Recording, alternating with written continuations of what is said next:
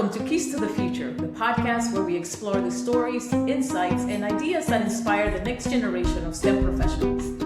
I'm your host, Gavin Coe. Today's roundtable is all about bridging the gap between classroom learning and building a career.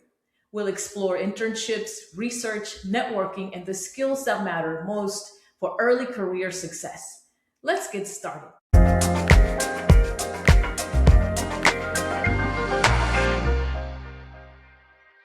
I'm joined by a panel of college sophomores attending Carnegie Mellon University who are figuring things out real time. Erin Kim is a dual major in chemical engineering and biomedical engineering. She is passionate about applying science and math to solve real world problems. Outside of school, she loves the gym, cooking, baking, and crafts. Surabhi Komanduri is studying business and human computer interaction. She's passionate about leadership and public speaking, serves as a teaching assistant, and works with the CMU athletics communication as a photographer. Maya Kim is studying cognitive neuroscience and preparing for medical school. She hopes to pursue psychiatry or pediatrics. In her free time, Maya volunteers at the Cancer Center in Pittsburgh. She likes to dance, read novels, and spend quality time with her friends. Thomas Du is studying economics and mathematical sciences with an additional major in artificial intelligence. He plays club soccer and loves Minecraft and chess. Welcome, everyone, to the podcast, and thank you for sharing your insights with the Keys to the Future community. Thank you for having us. Thank you. Yeah, thank you. So, you are all sophomores at Carnegie Mellon. That's very, very impressive. And I'm curious, what drew you to your STEM major and what excites you most about it right now? So my primary major is business, but I have an additional major in human-computer interaction, which if you're not too familiar, it's centered around UI UX design. So UI is like the user interface, which is how the user kind of interacts with the system, whether it be an app or a website, and UX is the user experience. So how easy is it for them to navigate between different tabs on a website, or do they even know where to go to figure out where they need to be? So it's essentially just creating a very optimal experience for the user. What really got me interested, it was actually a project that I worked on my second semester of college, so the spring of my freshman year. And we had a client and we were actually helping them refine their website because there were just a lot of issues with accessibility and users just being able to easily navigate it. I think the biggest thing when it comes to design is making sure it's an easy experience for the user. You don't want them to have to do more work, and you just want them to have a pleasant experience, or they're really probably not going to return back to your platform.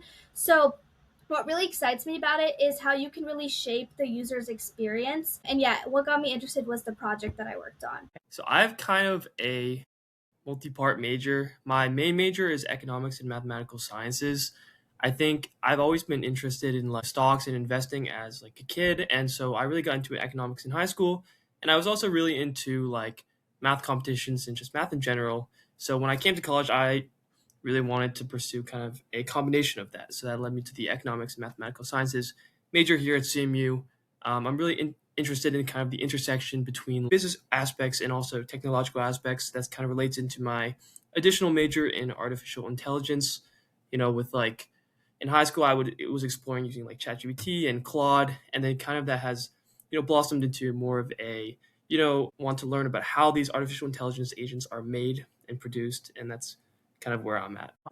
So I am a neuroscience major concentrating in cognitive neuroscience, and as you said, I'm currently on the pre-med track. I think originally when I applied to Carnegie Mellon, if I'm remembering correctly, I applied as a bio and psychological sciences major, and that was mainly because in high school I saw how I feel like there's always a need for more focus on mental health and psychological well-being. And that was really interesting to me, especially because I feel like, I don't know, the human mind is so complex and there's like so many things you can learn about it. It's kind of endless.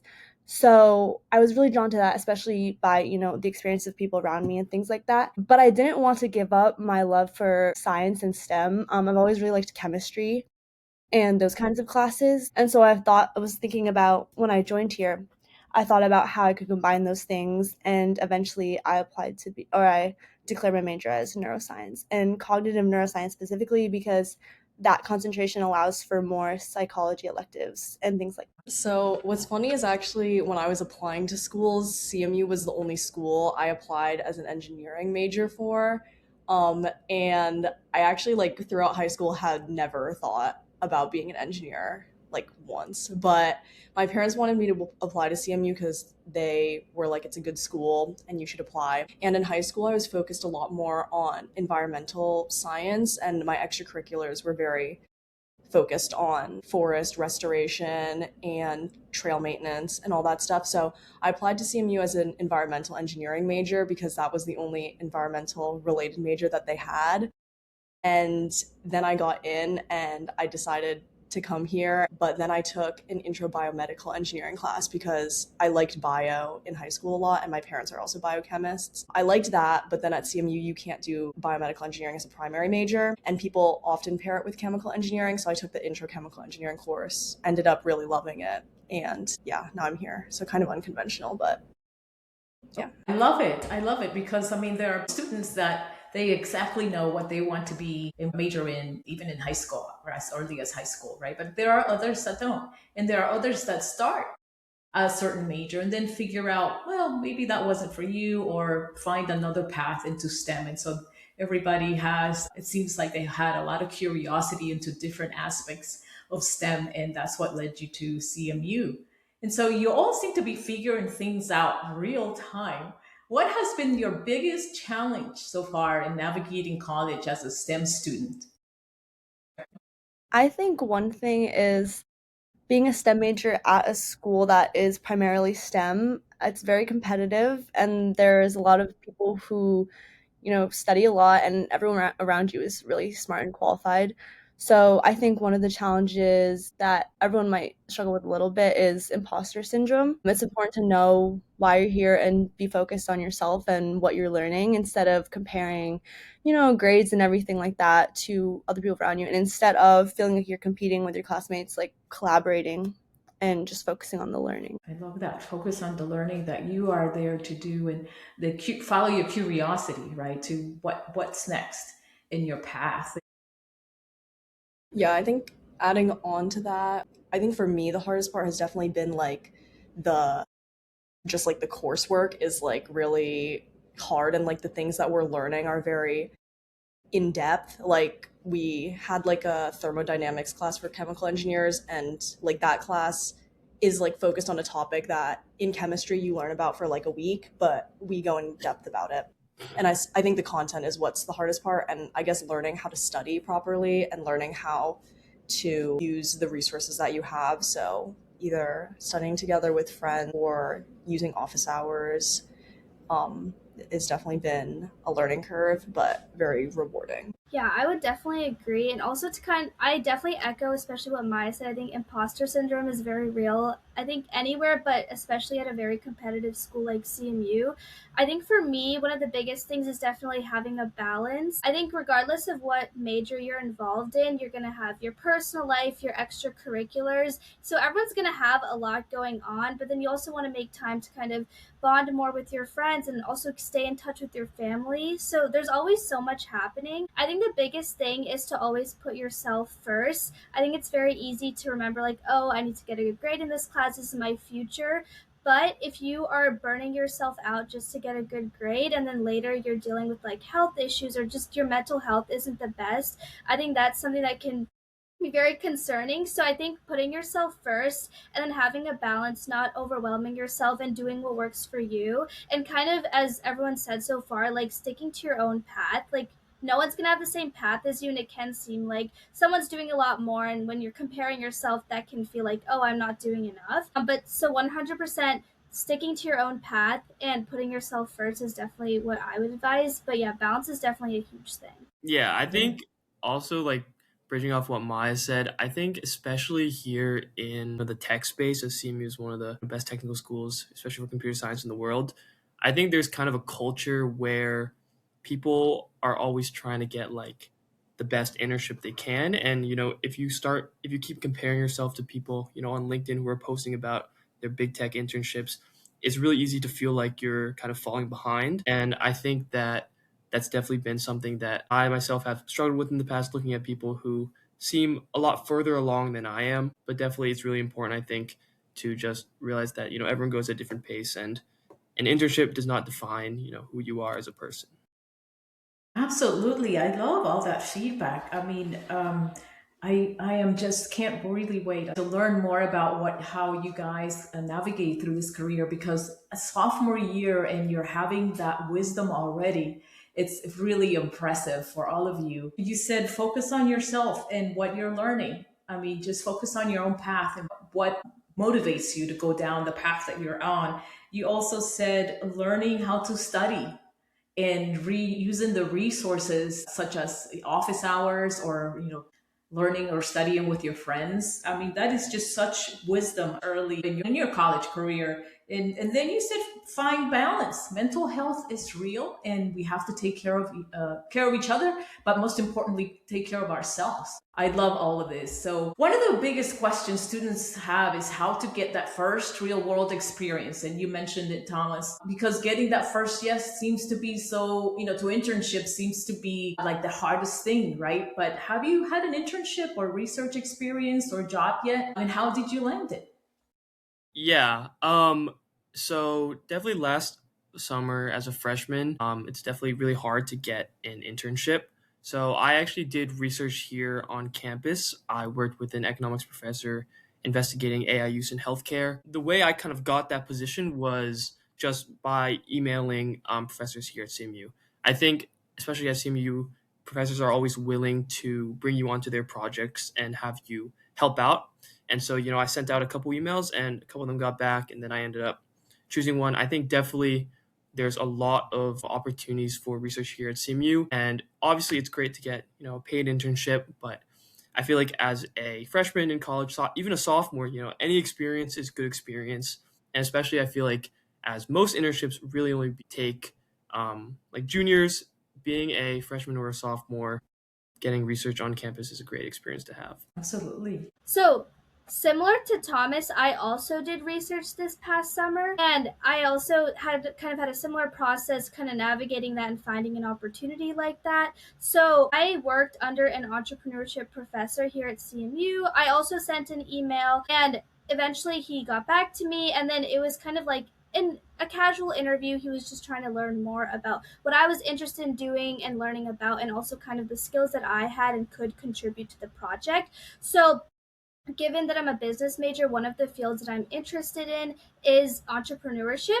And so this project kind of studied the intersection between entrepreneurship and AI. It was a super cool experience. I got to use tools like Copilot and ChatGPT and really learn how to leverage them for optimal results. And yeah, it was a pretty cool project. It was me, a PhD student, as well as this professor. And I think the coolest experience was just working with such a versatile team. Everyone's kind of in a different stage based on what they're learning. And given that I was still, in my freshman summer, I had the least experience out of everyone. So it was such a huge learning opportunity for me.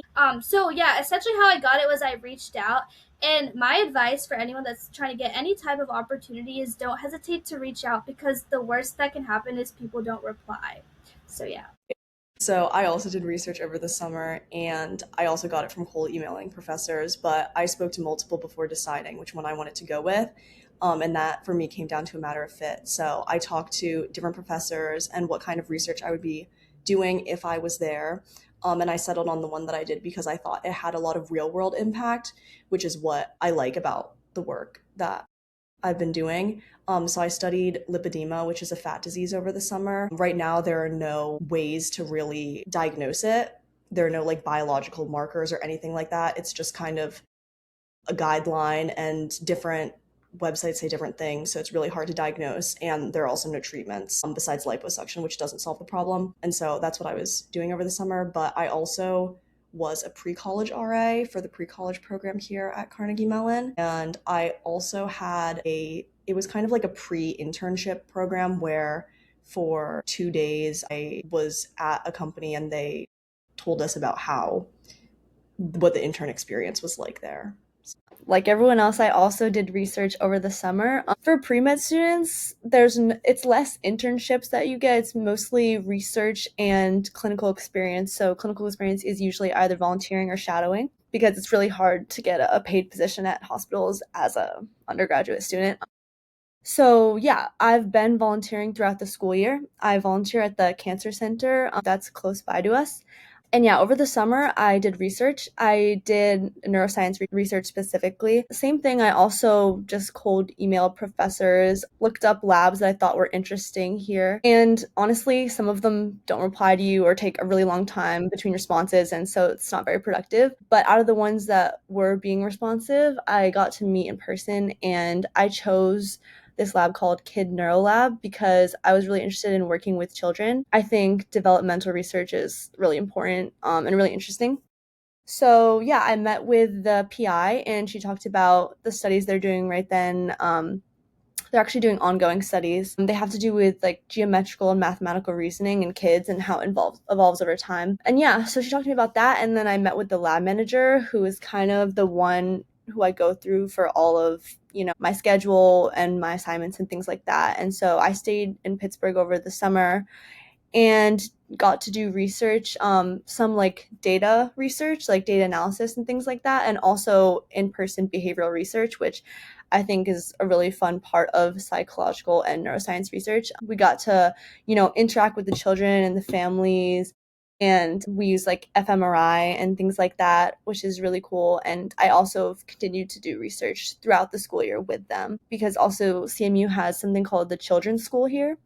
It's kind of like in the middle of campus, and so we get to do behavioral testing with them in like during the school week too.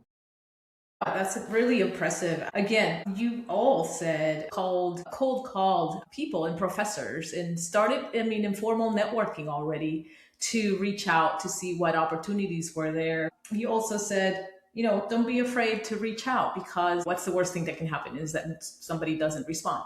But also, even if they respond with saying, sorry, we don't have an opportunity, they could also lead you to other people who may. So that, that's also helpful. Basically, you found ways to get involved in your community, which it's a form of starting to network for different things. You network for opportunities, academic opportunities or internships or research opportunities, as well as networking, to find on a personal level other things and activities that you want to do. So very, very impressive. But grades matter, right? But we all know that they're only part of the story, and employers are looking for more than just a GPA.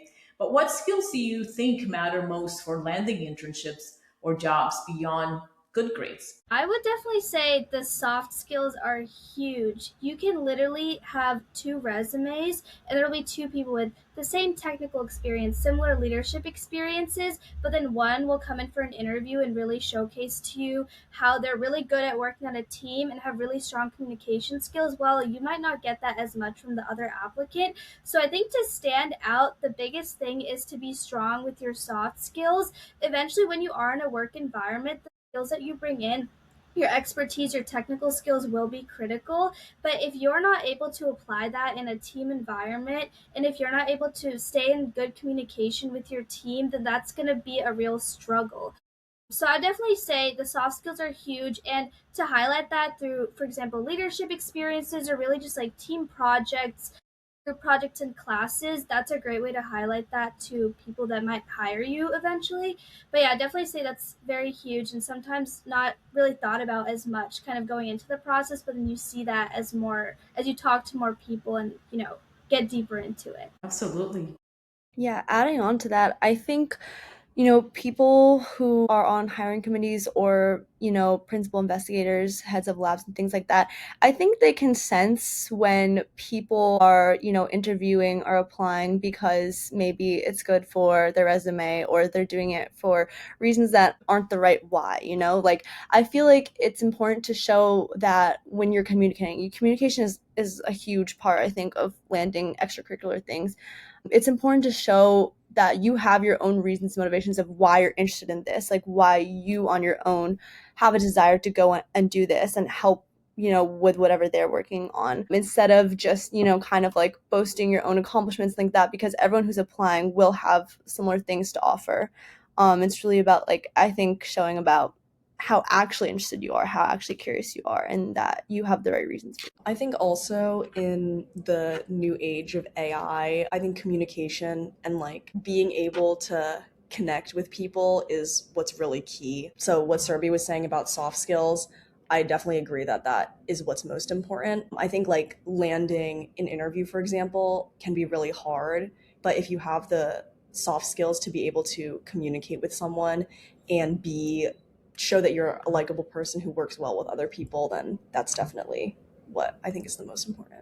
Yeah, I think also kind of branching off of, soft skills and looking more into like quote unquote hard skills. Definitely like grades are a good, I would say, indicator of how well you can do in school, how well you can motivate yourself. But one thing that I think a lot of companies, especially, in the tech space look for, especially in a lot of like software engineering or quantitative finance roles is the ability to kind of think on your feet and kind of innovate as you go. Like in a lot of these interviews, they ask you obviously, the standard coding questions, standard, questions, but they'll also ask like kind of like brain teasers, things to just get you thinking outside the box, outside of the realm of things that you learned in school, and just trying to get you to innovate on your own, on the spot, maybe with a little bit of guidance, but kind of seeing how you think and whether or not the way you think can be applied to things outside of the scope of your work at school.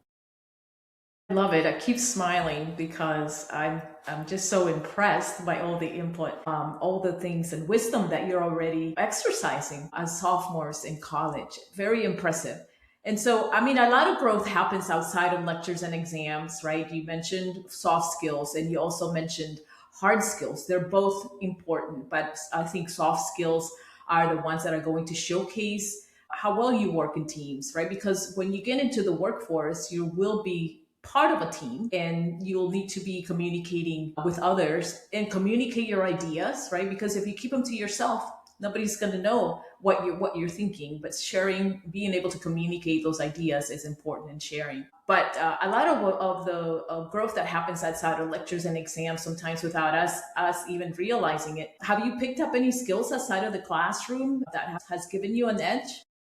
This kind of ties into what I was just talking about, but I think through the different clubs that I've been involved with, I've had a few leadership positions. So I would definitely say, again, like my soft skills have continued to develop. And this is because you really have to be prepared for anything. To give you an example, my communication skills, I think, continue to strengthen as I continue being part of leadership teams, not only with the team itself, but the things you do for your position. So last semester I was actually planning an event because my position on the team was actually to plan the events for the club.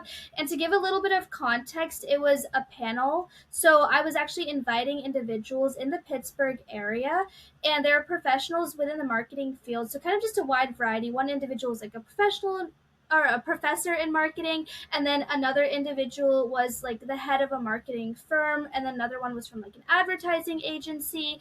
So essentially, this event was this past November in 2025, and I started reaching out to them in July of 2025.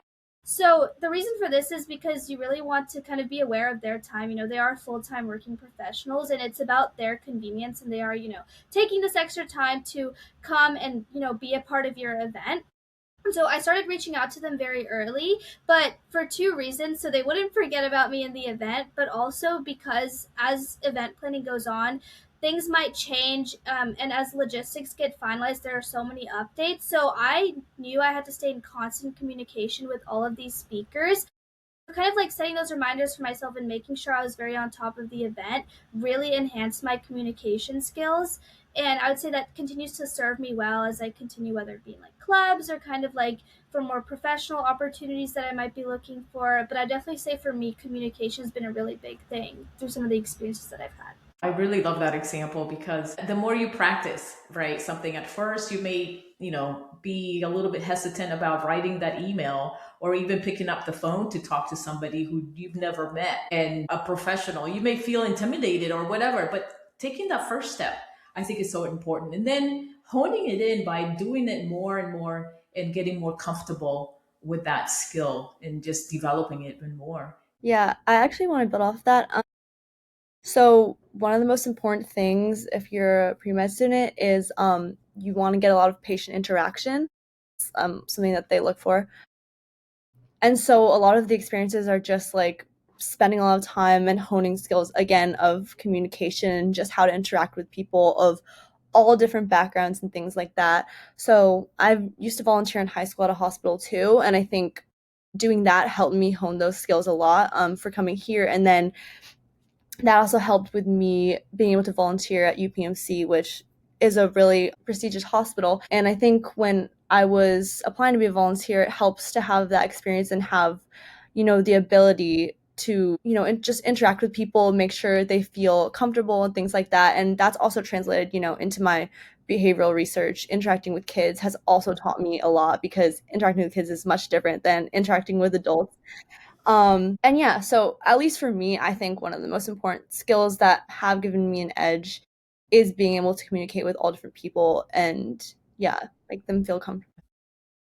Yeah, I think for me, it might be like organization and being efficient with your time. I think in general, I'm a more type A person and I'm very organized to begin with. But with like classes ramping up and also I also have leadership roles and I also work. And so all that just kind of piles up.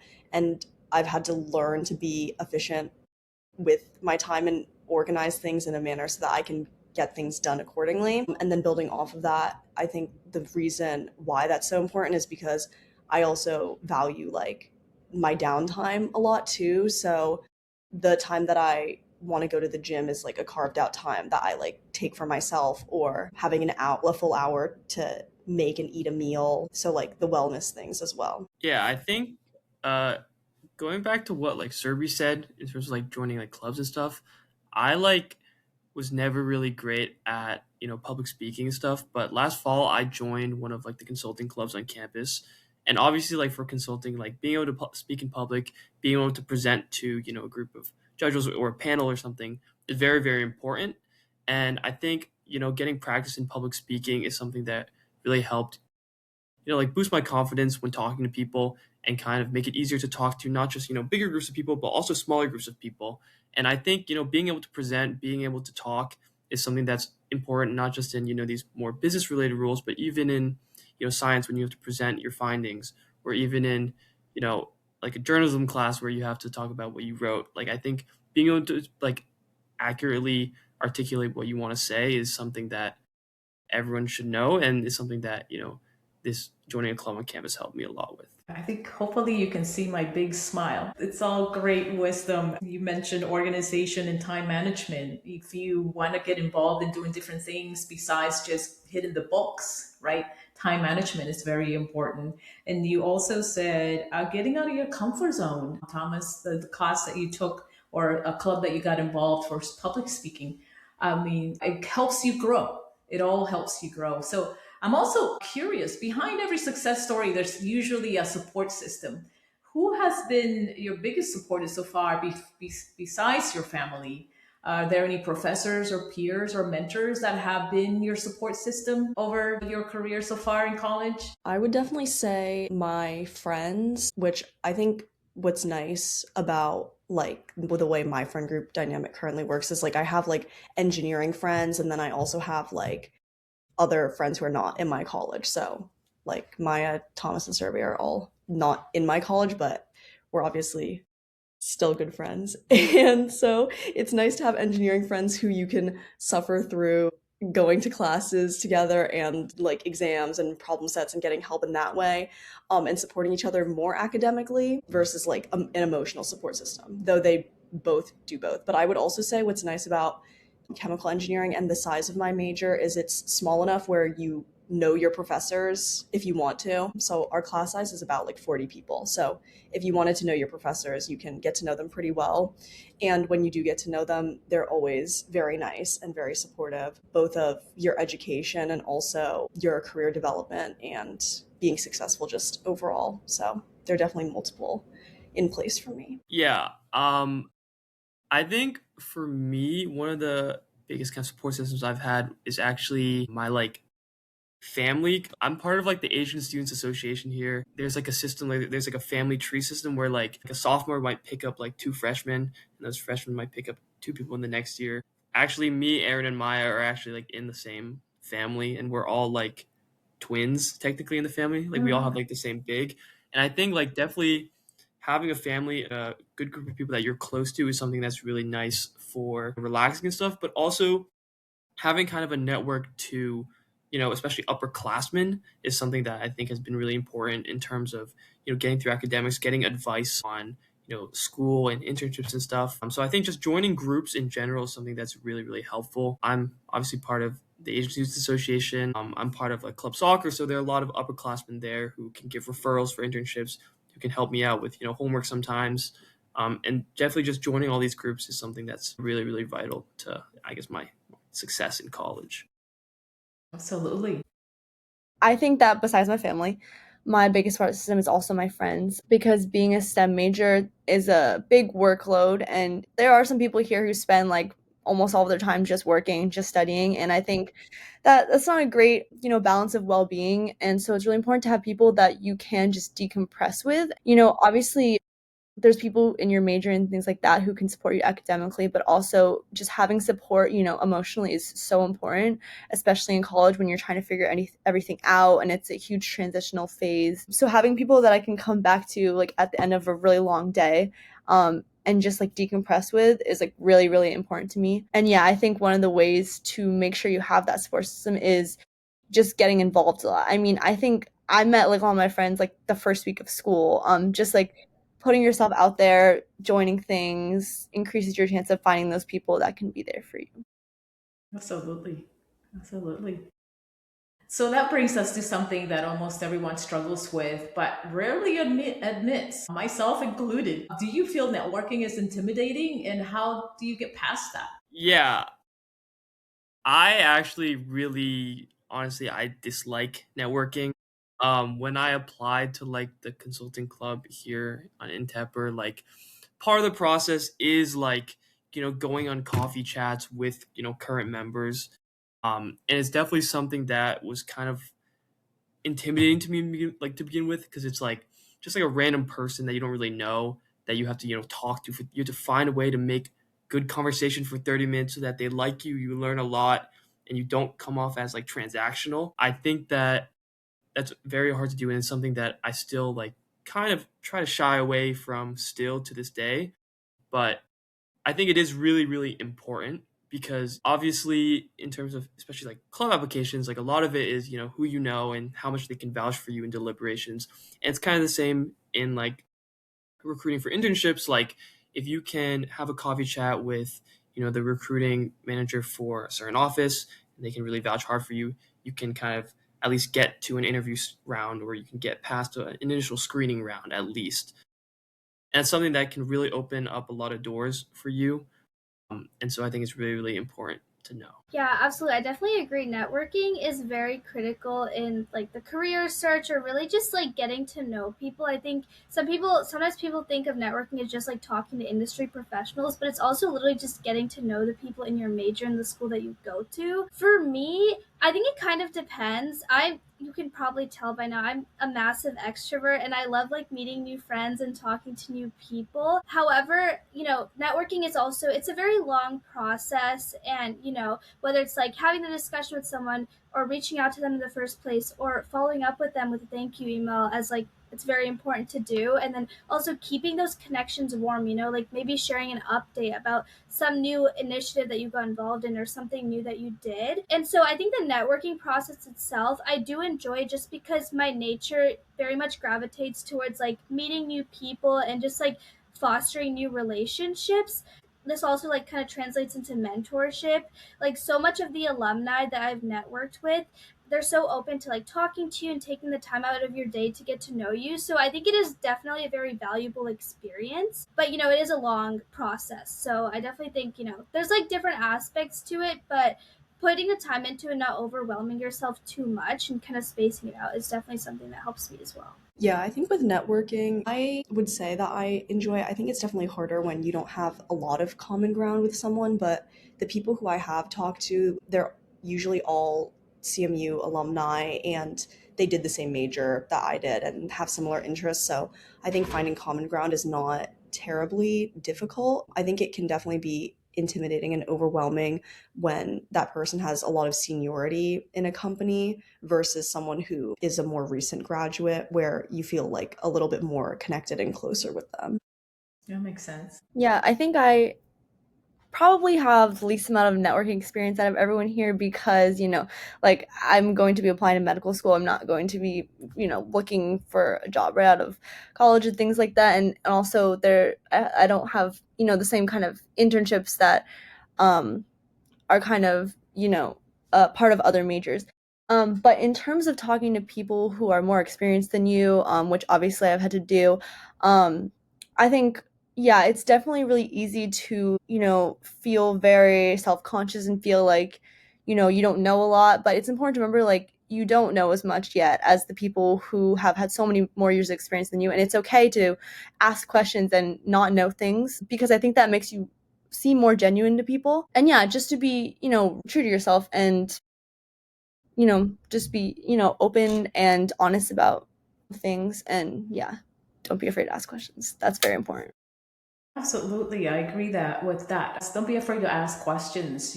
As professionals, we love to share our journeys, with others that are, looking to go down a similar path, not the same path, but a similar path. And hopefully we would share our journeys to help you apply our lessons learned and it won't be so challenging or as challenging. But yeah, I myself find networking intimidating, but it's something that you learn to do. If you take a little breather, especially if you're like, one of those speed networking types of sessions, you take a little breather, step away from it, then come back to it renewed, get your thoughts together, and just have fun, right? You're just meeting people. So I'd like to finish up with one lightning round question. What's one thing every STEM sophomore or junior should do this semester to prepare for their career? What are your thoughts on that? One thing that comes to mind.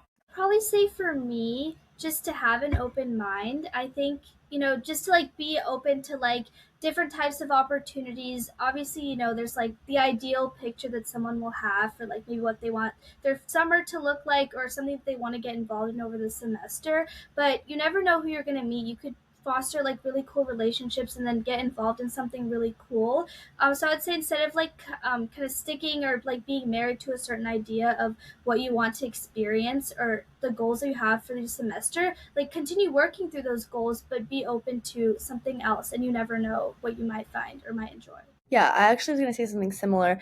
I think the best thing you can do as a sophomore in college is to try and figure out what you want to do because you may think that you're positive, but I think we're still so young and we still have so much to learn. So I think concentrating on what is it that really makes me happy, what is it that makes me the most excited. Instead of just following, the path and things like that, really focusing and looking inward is really important, especially as underclassmen in your undergraduate studies. Looking inward and thinking, what do I really want for what could be the rest of my life is really important to make sure that you know what is that's most important to you instead of doing what you feel like you should do. I think one thing that every sophomore or junior should do is honestly just like put yourself out there in terms of networking. I think that especially, in STEM, networking isn't really viewed as important as it is in, the business world. But I think definitely it does help just as much. And it could even help just to give you a sense of what kind of role you're applying to, what kind of life you think you're going to be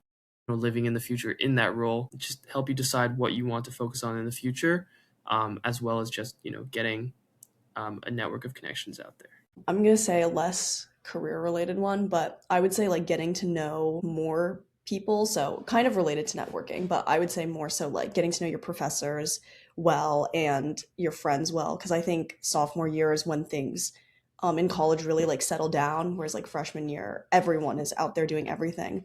But I think keeping up the momentum of getting to know as many people as you can and getting to form deep connections is really important. Absolutely. Thank you all for sharing your journeys with the Keys to the Future community. Thank you for Thank having you. us. Thanks for having us. Today, we've learned that building a career in STEM isn't just about coursework. It's about seeking opportunities, developing transferable skills, and building relationships that will carry you forward. To our listeners, no matter where you are in your STEM journey, you can start taking small steps now that make a big impact later. Thanks for listening to Keys to the Future. Until next time, keep learning, keep growing, and continue unlocking your keys to the future. Thanks to my guests, Erin Kim, Maya Kim, Surabhi Komanduri, and Thomas Du. Thanks to Roger Ko for quality reviews, and thanks to Joe always.